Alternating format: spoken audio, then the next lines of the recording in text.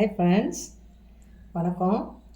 நம்ம இப்போ என்ன பார்க்கலான்னா, நான் மைசூர் பாக்கு செய்யலான்னு இருக்கேன். கொஞ்சம் தீபாவளியில் உங்களுக்கு வரும். அதுக்கு நீங்கள் செஞ்சுக்கலாம். வீட்லேயே நம்ம காசு கொடுத்து ஜாஸ்தியாக வாங்க முடியல அப்படின்றவங்க நம்ம வீட்லேயே செஞ்சுக்கலாம். அது எப்படி செய்யலான்றதை இப்போ நம்ம வாங்க பார்க்கலாம். அதுக்கு நான் எடுத்துருக்கிறது சுகர் 150 கிராம் எடுத்திருக்கேன். அதுக்கு இந்த கப்பில் 75 ml இல்லைன்னா நீங்கள் முங்குற அளவுக்கு இந்த முங்கிச்சு பார்த்திங்களா, அது அளவுக்கு தண்ணி எடுத்துக்கோங்க. பாதி தண்ணி எடுத்திருக்கேன். ஏன்னா பாகு காய்ச்ச நேரம் ஆகும். அதனால் இதில் நம்ம போட்டு பாகு காய்ச்சணும். ஒரு கம்பி பதம் வர்ற மணிக்கு எடுத்துக்கோங்க. இப்போ நம்ம அடுப்பை பற்ற வைக்கலாம். அதுக்கு முன்னாடி இதை தொடச்சிட்டு இதில் நெய்யும் ஆயிலும் சேர்ந்தது ஒரு 150 ml எடுத்துக்கலாம்.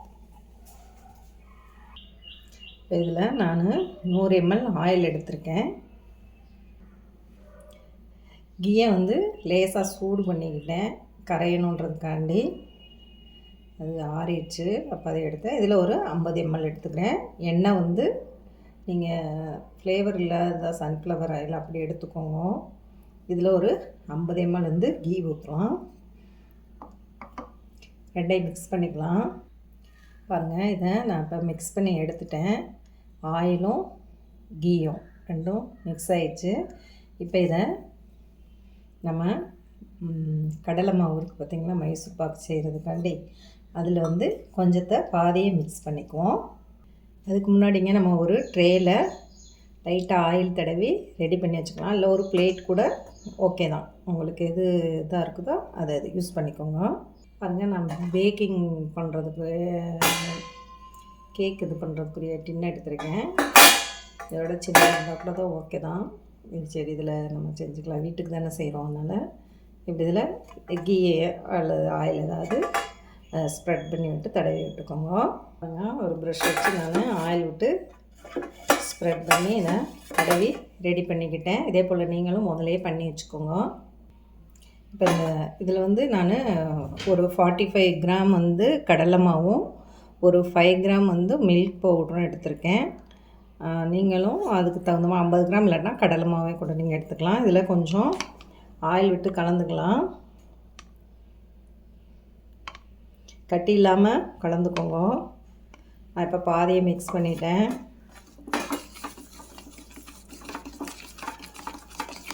நான் உங்களுக்கு காண்பிக்கிறதுக்காண்டி கம்மியாக செய்கிறேங்க. இதே போல் நீங்கள் எத்தனை மடங்கு வேணுமோ அப்படி கால்குலேட் பண்ணி நீங்கள் போட்டு செஞ்சு பாருங்கள். செய்யும்போது கம்மியாக செஞ்சு பாருங்கள். அது ஓகேவாக இருந்ததுன்னா நீங்கள் நல்லா செய்யலாம். இதுக்கு சர்க்கரை தான் கொஞ்சம் ஜாஸ்தியாகும், சுகரு.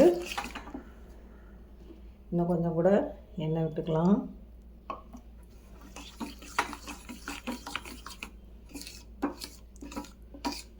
இது மில்க் மைசூர் பாக்குன்னு சொல்லுவாங்க.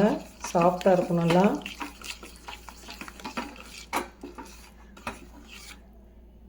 பாருங்கள்,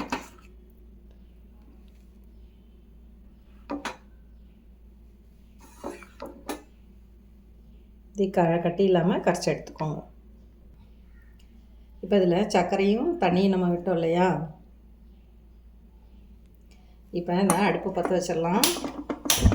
சர்க்கரை கூட கொஞ்சம் கரைஞ்சிருச்சு. இது ஒரு கம்பி பதத்துக்கு எடுத்துக்கோங்க.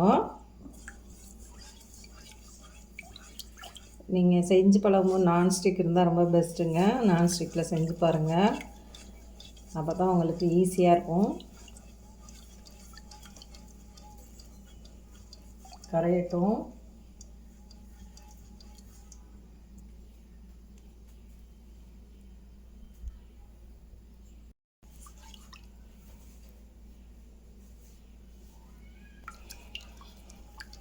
கம்பி பதம் வரும்போது காமிக்கிறேன். பாருங்கள், சர்க்கரை கொதிக்குது.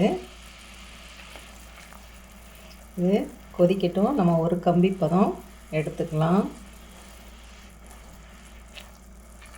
நான்ஸ்டிக்னால் உங்களுக்கு சிலிக்கான் இது இப்படி இருக்குங்க. அந்த இது வாங்கி வச்சுட்டு கிண்டுறதுக்கு உங்களுக்கு ஈஸியாக இருக்கும்.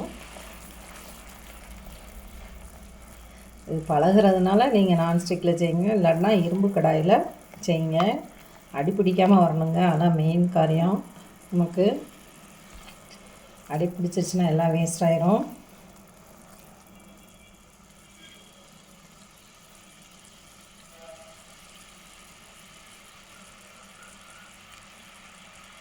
அதான் லேசாக வருதுங்க, கொதிக்கட்டும் இன்னும் ஒரு நிமிஷம்.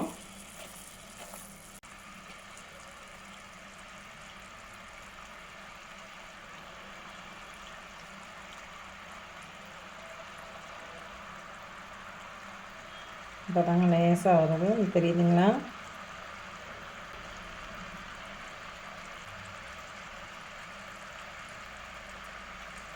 போதுங்க.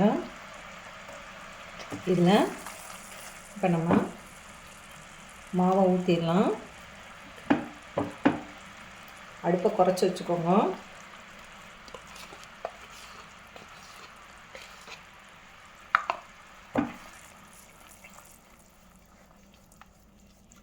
நம்ம இதில் மில்க் பவுடர் நான் சேர்த்துருக்கேன் கொஞ்சம்.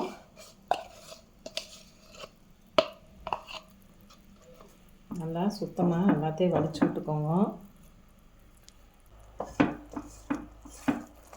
பாருங்க நுரைச்சிட்டு வருது. நான் எல்லாத்தையும் வலித்து ஊற்றிட்டேன். சிம்லேயே வச்சு கிண்டுங்க.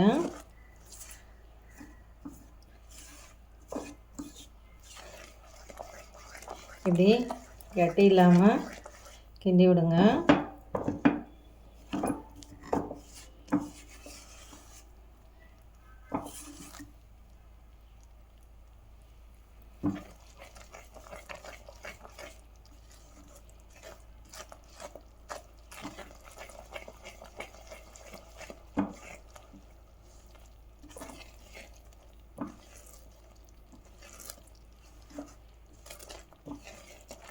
இப்போ கொஞ்சமாக அந்த மீதி உள்ள ஆயிலையும் நெய்யையும் நம்ம ஊற்றிடலாம். கொஞ்சம் கொஞ்சமாக ஊற்றுங்க.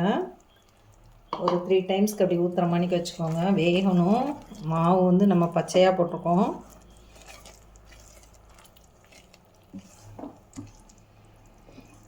நான் உங்களுக்கு கம்மியாக செஞ்சு காமிக்கிறேங்க. நீங்கள் வீட்டில் ஸ்டார்டிங்கில் கம்மியாக செஞ்சு பாருங்கள்.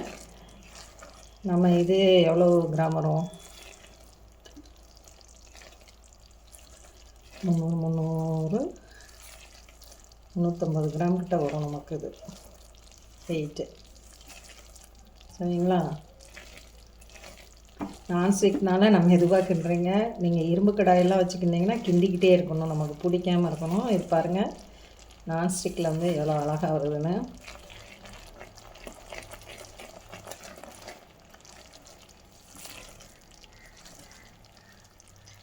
இன்னும் கொஞ்சம் எண்ணெய் ஊற்றிடலாம்.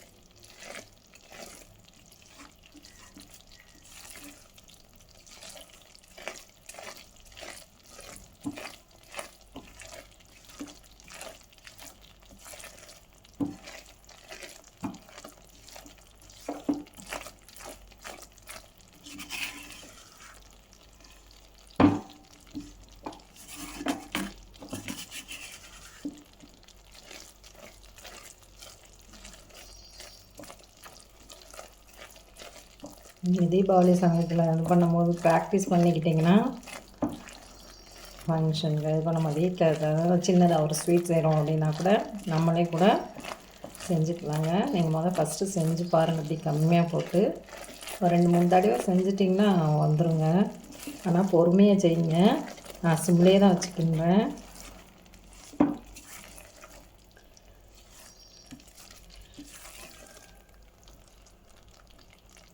இப்போ இதில் மறுபடியும் கொஞ்சம் ஆயில் விட்டுக்கலாம். பாருங்கள், நான் எல்லாம் ஆயிலையும் ஊற்றி முடிச்சிட்டேன். கிண்டி நெய் பிரியும்போது இறக்கிடுவோம். இப்போ நம்ம இதை ஊற்றிடலாங்க. ஒட்டாமல் வந்துருச்சு.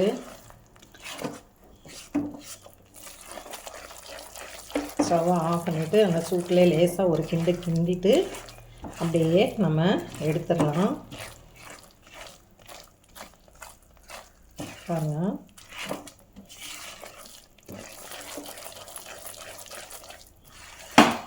இதை ஊற்றிடலாங்க. இப்போ பாருங்கள், பபிள்ஸ் வருது. இதை இறக்கிடலாம். ஆயில் பிரிஞ்சு வந்துருச்சுங்க. நம்ம ஊற்றிடலாம்.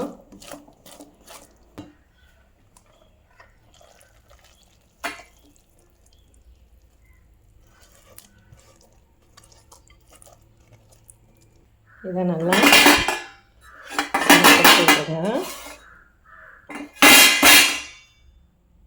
பாருங்கள், சமப்படுத்தியாச்சு. இது அப்படியே நம்ம கொஞ்சமாக செஞ்சுருக்கனால ஒரு 2 மணி நேரம் ஆறட்டும். அப்புறம் பீஸு போடலாம்.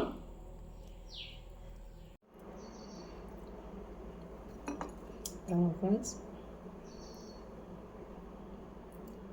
நான் அகலமாக உள்ளதில் ஊற்றிட்டு நீங்கள் ஒடுக்கமாக உள்ளதில் ஊற்றினீங்கன்னா உங்களுக்கு நல்லா திக்கான மைசூர் பாக் கிடைக்கும். டேஸ்ட்டு சூப்பராக இருக்குங்க. நீங்களும் வீட்டில் செஞ்சு பாருங்கள், எப்படி இருக்குதுன்னு உங்கள் கமெண்ட்டை சொல்லுங்கள். தேங்க்யூ ஃபார் வாட்சிங்.